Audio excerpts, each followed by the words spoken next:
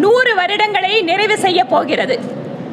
100 வருடம் இந்த நாட்டில் இருக்கின்ற ஒரு அமைப்பு இந்த 100வது வருஷத்துல நாங்க என்ன லட்சியத்தை வச்சிருக்கோம் தெரியுமா அப்படின்னு அவர் 3 விஷயத்தை சொல்லியிருக்கார். அதைவே நான் திருமாவளவன் அவர்களுக்கு என்னுடைய பதிலாக சொல்கிறேன்.